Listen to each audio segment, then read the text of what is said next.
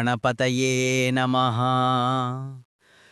వ్యాసాయ విష్ణురూపాయ వ్యాసరూపాయ విష్ణవే నమో వై బ్రహ్మనిధయే వాసిష్ఠాయ నమో నమః.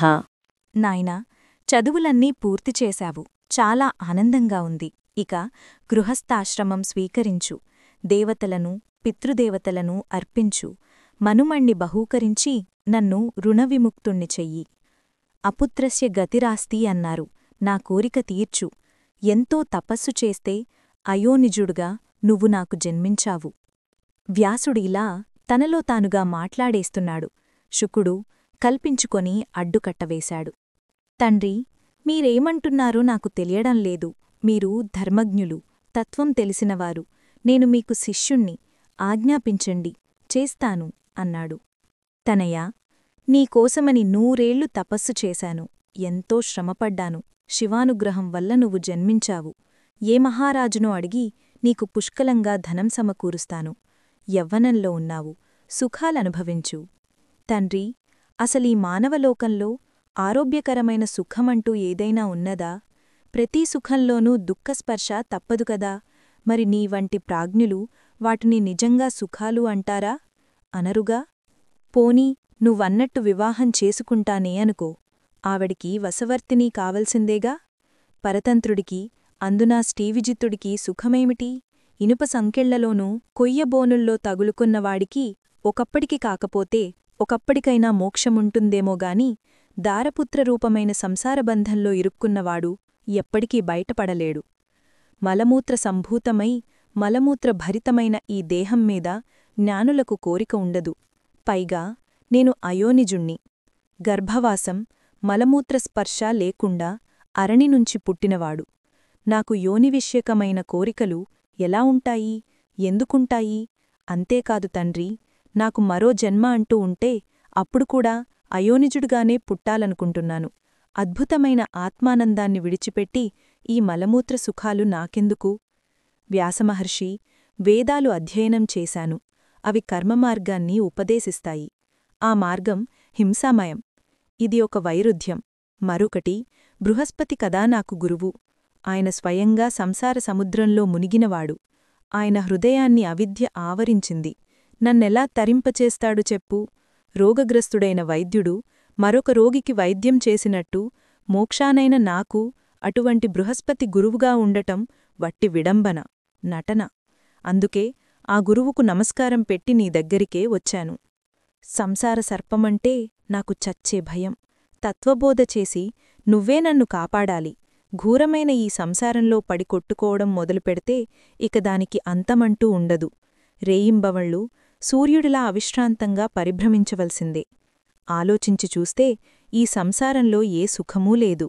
కాని మూడులు పేడలో పురుగుల్లాగా అదే సుఖం అనుకుంటూ ఉంటారు.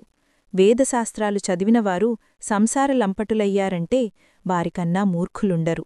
వాళ్లకన్నా కుక్కలు, గుర్రాలు, పందులు నయం. దుర్లభమైన మానవజన్మ ఎత్తి అత్యుత్తమ విద్యలైన వేదశాస్త్రాలను అధ్యయనం చేసి వచ్చివచ్చి సంసారంలో పడ్డాడంటే వాణ్ణెవడు రక్షిస్తాడు? వాడికింక ముక్తి ఉంటుందా? అటువంటి వాణ్ణి పండితుడు అని కీర్తించడం కన్నా అన్యాయం, ఆశ్చర్యముందా? నా దృష్టిలో ఈ సంసారబంధంలో ఇరుక్కున్నవాడే అసలైన పండితుడు, మేధావి, శాస్త్రపారంగతుడు. భవబంధాలను విడిపించుకోడానికి పనికిరాని చదువే కాదు, దానికోసం శ్రమపడటం వృధా.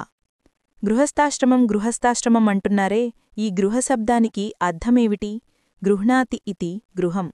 పురుషుణ్ణి పట్టి బంధిస్తుంది కనుక గృహం. అదొక చరణి, లా. అందులో సుఖమేమిటి? తండ్రి, అదంటేనే నాకు భయం. పూర్వజన్మలో పండితులై పుణ్యం చేసుకొని ఇప్పుడు మానవజన్మ ఎత్తి మళ్లీ బంధనాల్లో తెలిసి తగులుకుంటున్నారంటే వాళ్లు ఎంత విధివంచితులో కదా, ఎంత మందమతులో కదా.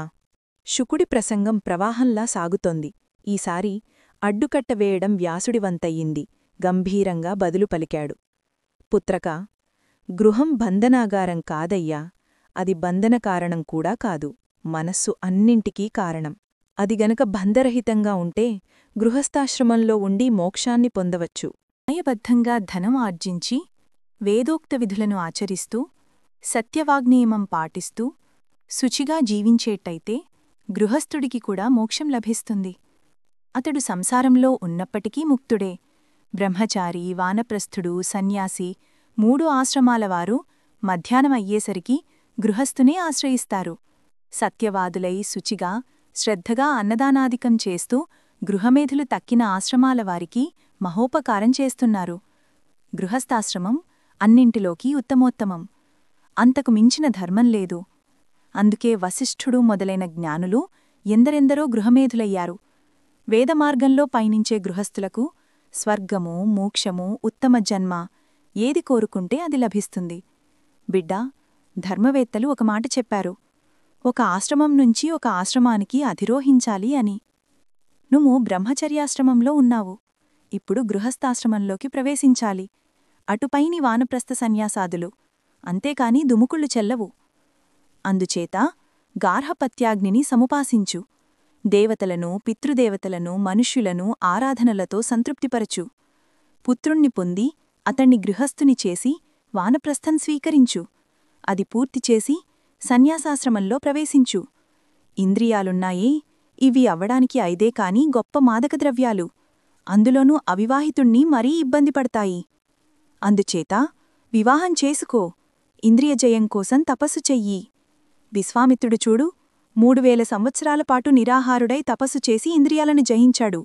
అయినా మేనకను చూసి మోహితుడయ్యాడు. శకుంతల జన్మించింది. నా తండ్రి పరాశరుడు నావమీద నదిని దాటుతూ దాసరాజు కూతుర్ని చేపలకంపు కొడుతూ నల్లగా ఉండే సత్యవతిని చూసి మదనబాణపీడితుడయ్యాడు. వెంటనే చేపట్టాడు. బ్రహ్మదేవుడు కూడా సొంత కూతుర్నే చూసి మోహపడ్డాడు. రుద్రుడు వారించాడనుకో.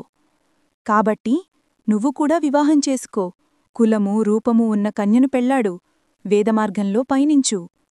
వ్యాసుడు ఇంత విపులంగా ఉపదేశం చేసినా శుకుడిలో మార్పు రాలేదు. అతడి నిర్ణయం మారలేదు. ఖండితంగా చెప్పాడు. తండ్రి, నువ్వు 1000 చెప్పు, 1,00,000 చెప్పు.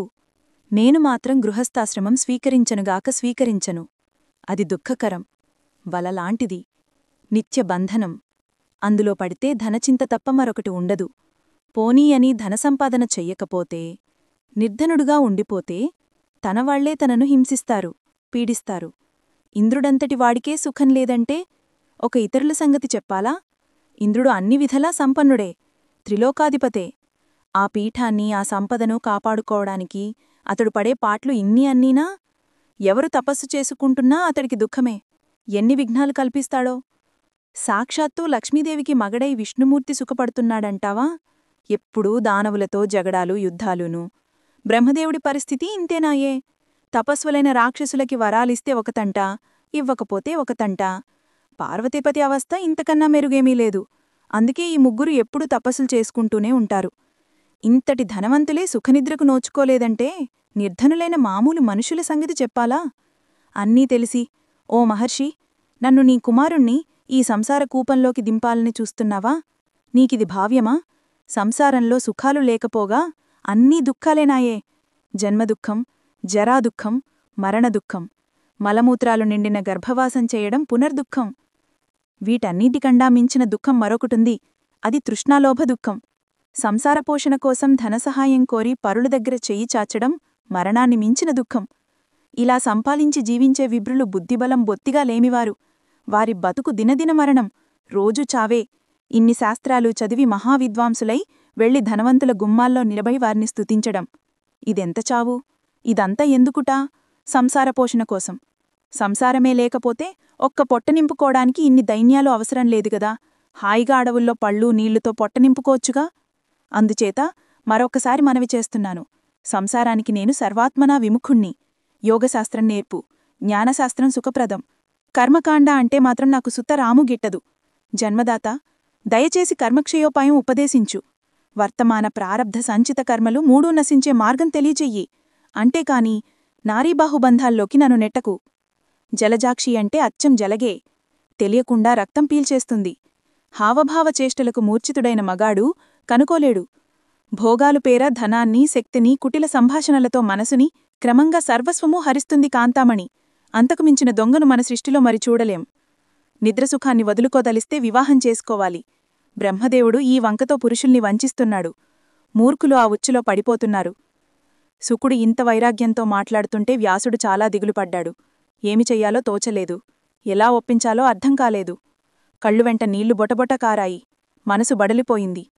శరీరంలో వణుకు మొదలైంది. శుకుడు ఆశ్చర్యపోయాడు. కళ్ళు విపార్చి చూశాడు. ఆలోచనలో పడ్డాడు. అహో, మాయాబలం ఎంతటిది! విష్ణువంశ సంభూతియై వేదాలను విభజించి పురాణాలు రచించి భారతం లిఖించిన మహాజ్ఞాని వ్యాసుణ్ణి కూడా మోహపరుస్తోందంటే దాని శక్తి అమేయం, అజేయం. ఇంతకీ ఆ మాయ ఏమిటో అర్థం కావడంలేదు.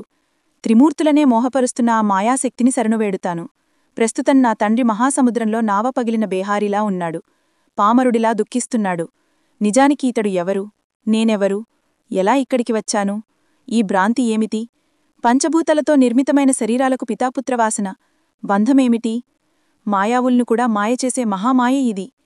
వ్యాసుడే ఇలా రోదిస్తున్నాడంటే దీనికి తిరుగులేదన్నమాటే. ఇలా ఒక నిశ్చయానికి వచ్చిన శుకుడు మనసులో ఒక్కసారి మాయాదేవికి నమస్కరించాడు.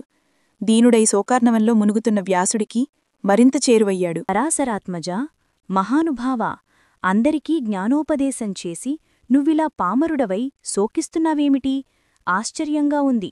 సరే, ఈవేళ నీకు నేను పుత్రుణ్ణి. పూర్వజన్మల్లో నేనవడిని? నువ్వెవరూ? ఈ భ్రాంతేమిటి? ధైర్యం తెచ్చుకో, బుద్ధిని మేల్కొల్పు, మనస్సును విషాదంలోకి జారిపోనివ్వకు. ఇదంతా ఒక మోహజాలమనుకుంటే దుఃఖం తనంత తానే తొలగిపోతుంది. ఆకలివేస్తే తినుబండారంతో తీరుతుందే కాని పుత్రదర్శనంతో తీరుతుందా? దాహం వేస్తే జలపానం చెయ్యాలి. అందగాడుగదా అని కొడుకును చూస్తూ కూర్చుంటే దప్పిక తీరుతుందా? ఘ్రాణసుఖం కావాలంటే సుగంధం ఉండాలి. శ్రవణానందం పొందాలంటే సంగీతం ఉండాలి. స్త్రీసుఖం కావాలంటే స్త్రీయే అవసరం.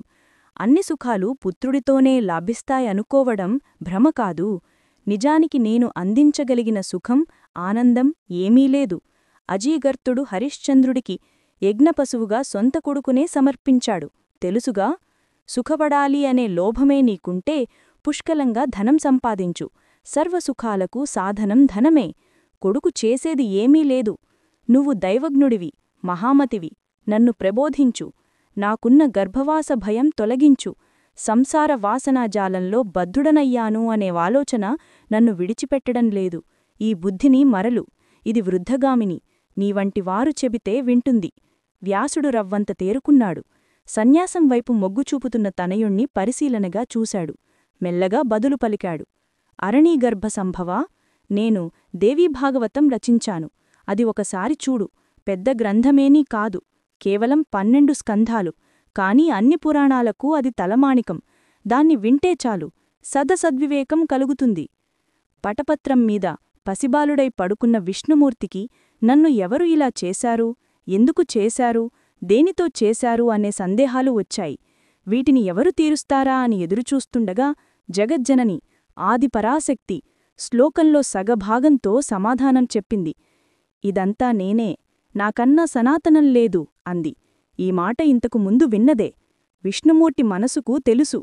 అయితే ఇప్పుడు ఈ సత్యవాక్కుని ఎవరు పలికారు? గ్రహించలేకపోయాడు. వక్త ఎవరు? స్త్రీయా, పురుషుడా, నపుంసకుడా అని ఆలోచనలో పడ్డాడు. అదే వాక్యాన్ని మళ్లీ మళ్లీ మననం చేస్తున్నాడు పటపత్రసాయి. అప్పుడు మహాదేవి శాంతస్వరూపంతో ప్రత్యక్షమయింది. 4 చేతులలో శంఖ, చక్ర, గద, పద్మాలు వహించి, దివ్యాంబరాలు, దివ్యభూషణాలు ధరించి, మందహాసం చిందిస్తూ మహాలక్ష్మి చిన్నారి విష్ణుమూర్తికి కనువిందు చేసింది. ఆమె చుట్టూ ఆమె అంశతో ఆమెలాగే ఉన్న చెలికత్తెలు ఉన్నారు. రతి, భూతి, బుద్ధి, మతి, కీర్తి, స్మృతి, ధృతి, శ్రద్ధ, మేధ, స్వధ, స్వాహ, క్షుధ, నిద్ర, దయా, గతి, తుష్టి, పుష్టి, క్షమ, లజ్జ, జృంభ, తంద్ర శక్తులు విడివిడిగా ఆమెను పరివేష్టించి ఉన్నారు. అందరూ ఆయుధాలు ధరించారు. సువర్ణభూషణాలు ధగధగలాడుతున్నాయి. మెడలలో ముత్యాల దండలు, మందారమాలికలు ప్రకాశిస్తున్నాయి. బాలముకుందుడు అందరినీ చూశాడు. ఆశ్చర్యపోయాడు. వీరంతా ఎవరు? ఎక్కడినుంచి వచ్చారు? నేను ఈ వటపత్రం మీదికి ఎలా వచ్చాను? ఎవరు తెచ్చారు? శిశువును చేసింది ఎవరు? అసలు ఈ మర్రియాకు అంటే వటపత్రం ఎక్కడినుంచి వచ్చింది? ఈవిడ నా జననియా, లేదా మరేదైనా మాయయా? ఇప్పుడు దర్శనం ఎందుకిచ్చినట్టు? నేనిక్కడ ఉండవచ్చునా? ఎటైనా వైదొలగాలా? ఏమి మాట్లాడాలి? బాలుడిని కనుక మౌనంగా ఉండిపోనా? సందేహాలు ముసురుకున్నాయి. మహాదేవి గమనించింది. సన్నగా నవ్వుతూ పలకరించింది. విష్ణూ, ఏమిటలా విస్తుపోతున్నావు? ఇది ప్రతి ప్రళయంలోనూ జరిగేదే. కాకపోతే మహాశక్తి మహిమవల్ల నన్ను మరిచిపోతూ ఉంటావు. ఆ పరాశక్తి నిర్గుణ, అంటే నిరాకారైంది. నువ్వు నేను సాకారలం. నేను సాత్విక శక్తిని. గుర్తు తెచ్చుకో. నీ నాభికమలం నుంచి ప్రజాపతి జన్మిస్తాడు. తపస్సు చేసి రాజస శక్తిని పొందుతాడు. రక్తవర్ణంతో ముల్లోకాలను సృష్టిస్తాడు. నువ్వు వాటిని రక్షిస్తావు. కోపించిన ఆ ప్రజాపతి నొసిటినుంచి రుద్రుడు ఉద్భవిస్తాడు. తామసీశక్తియుక్తుడై కల్పాంతంలో జగత్సంహారం చేస్తాడు. అందుకని నేను నీ దగ్గరికి వచ్చాను. గుర్తించు, నీ సాత్విక శక్తిని, లక్ష్మిని నీ వక్షస్థలం మీద నిత్యనపాయినిగా నివసిస్తాను. మధుసూదనా, స్వీకరించు అంది. శౌరి సంతోషించాడు. కాని దేవి ఒక సందేహం. ఇందాక స్ఫుటాక్షరంగా ఒక శ్లోకార్ధభాగం వినిపించింది. అది రహస్యం, అది పరమం, అది శివం. ఆ వాక్యాన్ని ఉచ్చరించింది ఎవరు? దరిద్రుడికి ధనస్పృహలాగా నేను దాన్నే స్మరిస్తున్నాను. ఉచ్చరించింది ఎవరో నీకు తెలిస్తే చెప్పు అని అడిగాడు.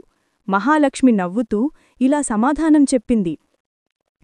పుండరీకాక్ష, అది ఉచ్చరించింది ఆది పరాశక్తి.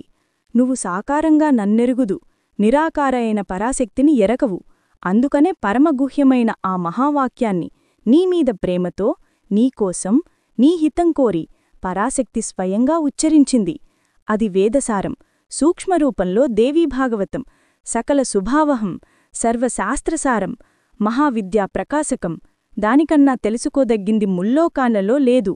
నువ్వు మహాదేవికి ఇష్టుడివి కనుక నీకు ఉపదేశించింది. మరిచిపోక ఎప్పుడూ మననం చేసుకుంటూ ఉండు. సుపుత్ర, సుఖ. అప్పటినుంచి చతుర్భుజుడు ఆ మహావాక్యాన్ని మంత్రంలా జపిస్తున్నాడు. కొంతకాలానికి నాభికమలం నుంచి చతుర్ముఖుడు జన్మించాడు. అతనికొకప్పుడు రాక్షస భయం వచ్చిపడింది. హరిని శరణువేడాడు.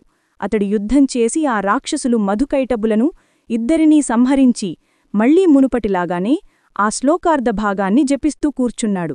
బ్రహ్మకు సందేహం వచ్చి, ఏమిటి జపిస్తున్నావు? నువ్వే అందరికంటే అధికుడివి కదా అని ప్రశ్నించాడు. విష్ణుమూర్తి త్రిమూర్తులకు మూలకారణమైన పరాశక్తి తత్వాన్ని తెలియజెప్పి ఆవిడ శ్లోకార్ధభాగంలో స్వయంగా ఉపదేశించిన మహావాక్యాన్ని జపిస్తున్నానన్నాడు. ఈ మంత్రమే దేవీభాగవతం. ద్వాపరయుగంలో దీనికి విపులీకరణ గ్రంథరూపంలో జరుగుతుంది. నువ్వు కూడా జపించమని ఉపదేశించాడు. అటు తరువాత బ్రహ్మదేవుడు నారదుడికి ఉపదేశించాడు. నారదుడు నాకు ఉపదేశించాడు. నేను దాన్ని 12 స్కంధాల గ్రంథంగా విపులీకరించాను. పుత్రక, వేదసమ్మితమైన ఈ భాగవత పురాణమంతా దేవీ చరిత్ర. ఇది తత్వశాస్త్రం, ఇది ధర్మశాస్త్రం, బ్రహ్మ విద్యానిధానం, సంసారార్ణవతారకం, అజ్ఞాననాశకం, జ్ఞానప్రకాశకం, శాంతిసుఖదాయకం, దీర్ఘాయుష్యకరం, చదివేవారికి వినేవారికి శుభప్రదం. ఇదిగో స్వీకరించు. ఒకసారి శ్రద్ధగా చదువు. నీ యోగ్యత చూసి ఇస్తున్నాను. నీతో పాటు నా శిష్యుడు సూతుడు కూడా, రోమహర్సన సుతుడు, దీన్ని చదువుతాడు. కలిసి చదవండి. 18,000 శ్లోకాల గ్రంథం అని చెప్పి వ్యాసుడు తన దేవీ భాగవతాన్ని సుకుడికి అందించాడు. సౌనకాది మహామునులారా, ఆ విధంగా గురుపుత్రుడు సుకుడితో కలిసి నేను ఈ దేవీ భాగవతం చదివాను. సరే, అదలా ఉంచండి. సుకుడికి అప్పటికీ మనశ్శాంతి లభించలేదు. మరింత వికలమనస్కుడయ్యాడు. అందరినీ తప్పించుకుని ఎప్పుడూ ఏకాంతంగా గడుపుతున్నాడు. ఏ భావమో లేని చూపులతో దిక్కులు చూస్తున్నాడు. అటు భోజనాలూ కాదు, ఇటు ఉపవాసాలూ కాదు. దేనిమీద అతడికి ఆసక్తి నిలవడం లేదు. ఏదో బెంగపెట్టుకున్నట్టయిపోయాడు. వ్యాసుడు గమనించాడు. ఒక రోజున పిలిచి విషయం కనుక్కున్నాడు. నాయనా, ఏమిటిది, ఇలా అయిపోతున్నావు? ఎప్పుడూ ఏదో ఆలోచిస్తూ కూర్చుంటున్నావు. డబ్బు పోగొట్టుకున్నవాడిలాగా ఏదో ధ్యాసలో ఉంటున్నావు. నీ బాధేమిటో చెప్పు. నేనున్నానుగా, కన్న తండ్రిని. తీరుస్తాను. మనస్సులో ఏదో పెట్టుకున్నట్టున్నావు. తొలగించుకో, సుఖపడు. దుఃఖాన్ని వదిలించుకో. శాస్త్రోక్తమైన జ్ఞానాన్ని స్మరించు. విజ్ఞానానికి బుర్రలో తలుపులు తెరువు. నా మాటలతో, నా ఉపదేశాలతో అంతగా నీకు శాంతి లభించకపోతే బయలుదేరు. మిథిలానగరానికి వెళ్ళు. అక్కడ జనకమహారాజుగారున్నారు. నీ మోహాన్ని, నీ సందేహాల్ని తొలగిస్తాడు. సమర్థుడు, సత్యసాగరుడు, బ్రహ్మజ్ఞాని, జీవన్ముక్తుడు, అతి శాంత స్వభావుడు, స్వయంగా మహాయోగి, యోగప్రియుడు. వెళ్ళి నీ సందేహాలు తీర్చుకో. వర్ణాశ్రమధర్మాలు వగేరా అన్నీ నిస్సంకోచంగా అడిగి తెలుసుకో, అతడు చెపుతాడు. వ్యాసుడి మాట పూర్తయిందో లేదో తరుముకూతలాగా శుకుడు అందుకున్నాడు. మహాత్మా, నువ్వు చెప్పేది అంతా పెద్ద అబద్ధమనిపిస్తోంది. మిథిలాధిపతి జీవన్ముక్తుడు అంటున్నావు, బ్రహ్మజ్ఞాని అంటున్నావు, మళ్లీ హాయిగా రాజ్యం ఏలుకుంటున్నాడు అంటున్నావు. ఇది ఎలా కుదురుతుంది? అసంభవం. గొడ్రాలికి కొడుకు పుట్టాడు అన్నట్టుంది. అయినా నువ్వు చెబుతున్నావు కనుక నమ్ముతున్నాను. విడ్డూరం ఏదో చూసి రావలసింది. మిథిలకు వెడతాను. సంసారంలో తామరాకుమీద నీటిబొట్టులా ఎలా ఉండగలుగుతున్నాడో తెలుసుకుంటాను. మోక్షమంటే ఏమిటి? భుక్తం అభుక్తం ఎలా అవుతుంది? కృతం అకృతం ఎలా అవుతుంది? ఇంద్రియాల వ్యవహారాన్ని ఎలా వదిలించుకోవాలి? తల్లి, తండ్రి, భార్య, సోదరి, వేశ్య, ఈ భేదాలు ఎలా నశిస్తాయి? వీటినుంచి విడుమరా? విముక్తి ఎలాగా? రకరకాల రుచులు, శీతోష్ణాలు, సుఖదుఖాలు, వీటి పరిజ్ఞానం ఎలా కలుగుతోంది? ముక్తత్వ లక్షణం ఏమిటి? రాజ్య వ్యవహారాలన్నీ చేస్తూ శత్రుమిత్ర భావాలకు అతీతంగా ఎలా ఉంటున్నాడు? ఒక దొంగనూ ఒక తాపసిని సమానంగా ఎలా చూడగలుగుతున్నాడు? అసమబుద్ధి ఉంటే మరి ముక్తత్వం ఎలాగా? ఇవన్నీ తీర్చుకోవలసిన సందేహాలు. జీవన్ముక్తుణ్ణి నేనింతవరకు కనీవిని ఎరగను. సంసారంలో ఉండి ముక్తుడిగా గడపడం ఇప్పటికీ నాకు అనుమానమే. కుతూహలం పెరుగుతోంది. కనీసం ఈ సందేహ నివృత్తి కోసమైనా మిథిలకు వెడతాను. నెక్స్ట్ ఎపిసోడ్లో సుఖమహర్షి మిథిలాయాత్ర విందాం. మా ఏన్షియంట్ సిబ్లింగ్స్ని సబ్స్క్రైబ్ చేయండి, లైక్ చేయండి, కామెంట్ చేయండి.